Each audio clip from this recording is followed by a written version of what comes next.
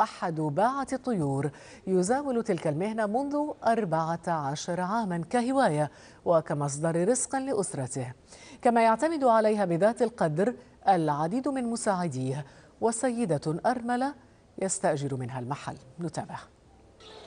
هذه المهنه هي اللي عايش منها، وعايش منها بزاف ديال الاسر، منهم الناس اللي باقيين كيقراو، كاين الناس اللي في لافاك عندهم دوزيام اني في لافاك كياكلوا من هذا المورد هذا، ومنها الناس موالين المحل اللي ميت ليها الراجل وكتعيش من هذه السومه الكرائيه ديال المحل.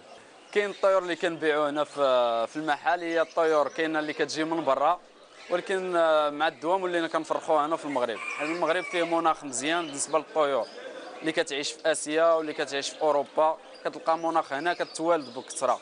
الانواع ديال الطيور اللي كتمشى هنا في البلاد عندنا بزاف وعليها اقبال من السكان المحليين، هو طائر الحسون اللي كنقولوا ليه حنا مقنين ولا سطيله. اما بالنسبه للطيور اللي كتجي من برا هو طائر الكناري. هذه الوقيته بالضبط في هذا الشهر ديال شهر 11 اللي كيبدا في فصل الخريف كيكون صعيب بالنسبه للطير يعيش في هذه البيئه هذه، خصوصا انه في القفص. القفص كيحتوي على مجموعه الامراض. الادويه عندنا صعيبه هنا شويه في المغرب، حيت ما عندناش هنا اللي كيصاوبوا الادويه خاصه بالطيور، كنتسوردوها من برا. بعض السكان المحليين اللي ما عندهمش التكلفه باش يمشيو للحديقه الوطنيه، التكلفه باهظه شويه، 50 درهم للدري الصغير، كيمكنوا يدخلوا هنا باش يتفرجوا في جميع الحيوانات. بالنسبه للمشاكل اللي عندنا هنا في هذا المكان ديال بائع الطيور واسماك الزينه، هي المسائل البناء التحتيه.